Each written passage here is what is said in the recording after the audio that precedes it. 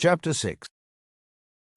For the first 12 years of my life, schooling took place at home with mother and father, not at public school like other kids in the city. While the first 6 years were devoted to the basic fundamentals, like developing motor skills and basic language acquisition, my education began in earnest at age 7. Mother and father were educated enough to get me through primary schooling on their own. Each worked with me in their own strengths. Mother taught history, science, and the mathematics, while father taught scriptures and languages, including reading and writing. Our first language was English, because it seemed everyone in our area knew it.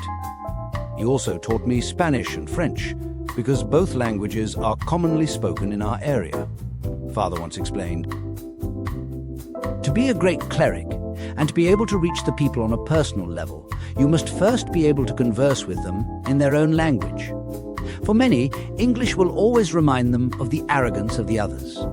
They settled all over the world, pushing their language and culture on the people. I'm not proud of it, but my father's family came from that heritage. Rather than forget it, I remember it and learn from their mistakes. That is why my father learned the people's languages. I learned them, and now you are learning them.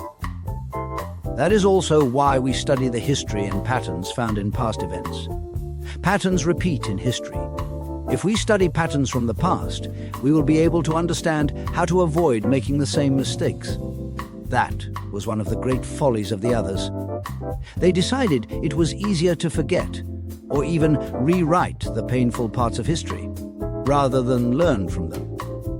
Father's explanation helped me see the importance of learning languages and history. But science and mathematics continued to frustrate me, until Mother helped me see their importance in life. Mathematics is like using building blocks. Each lesson is a block to help support the next, each skill a shortcut for the next. It's like, first you had to learn addition, then you could learn multiplication. Is science the same way? It is, and it isn't. Science, at its core, is about curiosity. Science is the study of the world around us and inside of us. We use structured methods to systematically test the questions we have. Sometimes our questions are answered, but most of the time, it creates new questions. So, if mathematics consists of the building blocks of skills, science is structured with building blocks of questions. In addition, the higher sciences rely greatly on mathematics. You didn't know it, but the other day, when you asked about my changing shape, you were practicing science. My eyes widened with curiosity. I was? Yes, dear. First, you observed that my abdomen has been steadily growing for the past few months. You were curious about it and wondered what could be causing it. Then you made a hypothesis, a guess, as to that cause. Do you remember what your guess was? I once more noted her changing shape. At first it was gradual, but then it was more evident. Her shape was getting rounder, even her face had gotten a bit fuller. Her black hair seemed to be shiny. But how were those observations science? Finally, I replied sheepishly. I asked if you had swallowed a manzana seed and had a tree growing inside of you. She laughed, a rare laugh. That's right. Now, usually science isn't so easy, because you can't simply go out and ask the Creator why creation works the way it does. But you asked me, testing your hypothesis. Your hypothesis was confirmed as incorrect when I told you it wasn't a tree growing inside of me, but a baby. What happened after I said that? I had about 1,000 questions after that. I wanted to know how, and why, and for how long, and so many other things. That's science! We learn something, and that fuels our curiosity to continue learning. As much as I appreciated and excelled in learning each of their subjects, it was eventually obvious that I excelled more in reading, writing, and speaking all 3 of the languages. One day, Father told me, It's common for those learning a new language in school to have an easier time learning through reading and writing. I want you to develop your conversational skills just as well, so I have a special surprise today to remedy that imbalance. That was the first day we took a trip to Central Square, just the two of us. It was a warm summer morning with a clear blue sky and a light breeze. He took me out in the morning before it became unbearably hot. We spent some time walking around, going past the businesses and taverns. Suddenly, he approached two men sitting at the fountain in the middle of Central Square and greeted them. Bonjour, messieurs. Comment ça va? Good morning, gentlemen. How are you? The effect of his words was immediate. The men looked at each other with an excited gleam in their eyes before one launched into response. I wasn't even trying to understand his rapid speaking because I was still so amazed that somehow Father knew that these men would speak French just by looking at them. I noticed the talking had stopped. Introduce yourself, Corban. We're here for you to practice. After hesitating for a few seconds, I slowly walked up to them. The man on the left had mostly grayed hair, but it still had a few black strands here and there. He also had a thick, bushy mustache and a kind-looking face. I held out my hand to shake his and said, Bonjour, je m'appelle Corban. Hello, my name is Corban. He extended his hand, giving me a firm shake. Ah, Corban, un bon prénom. Enchanté. Je m'appelle Louis. Ah, Corban, a good name. Nice to meet you. My name is Louis. I was so nervous. So many thoughts were whirring around my mind, but I couldn't focus on one thing to say beside. Enchanté, Louis. Pleased to meet you, Louis.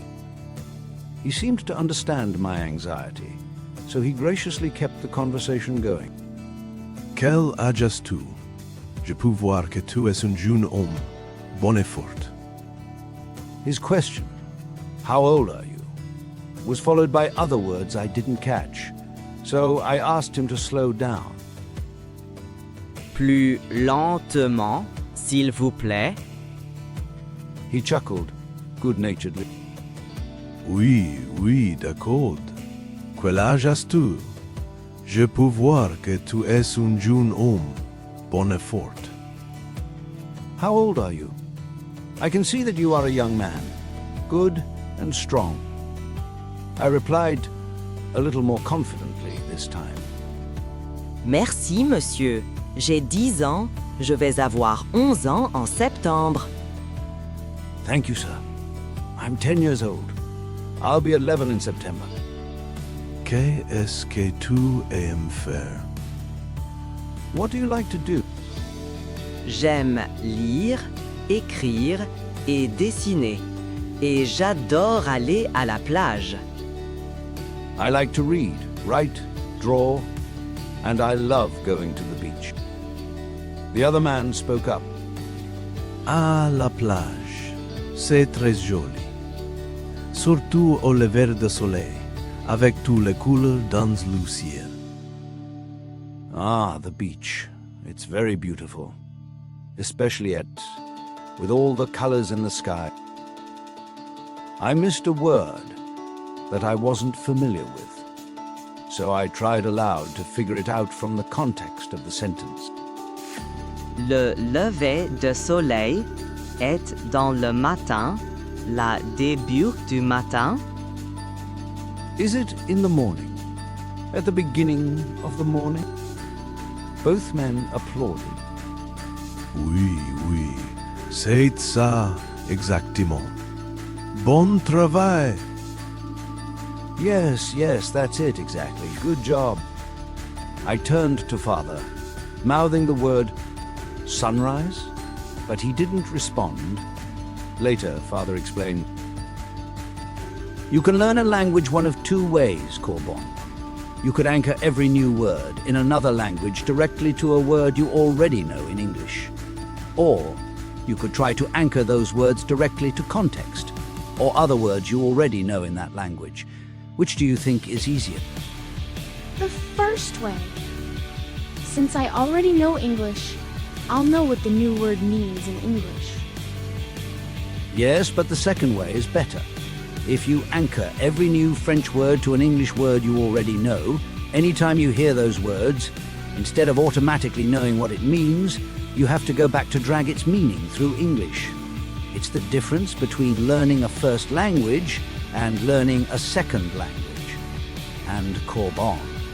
It is possible to learn more than one first language if you do it right. I don't understand how that's possible, Father.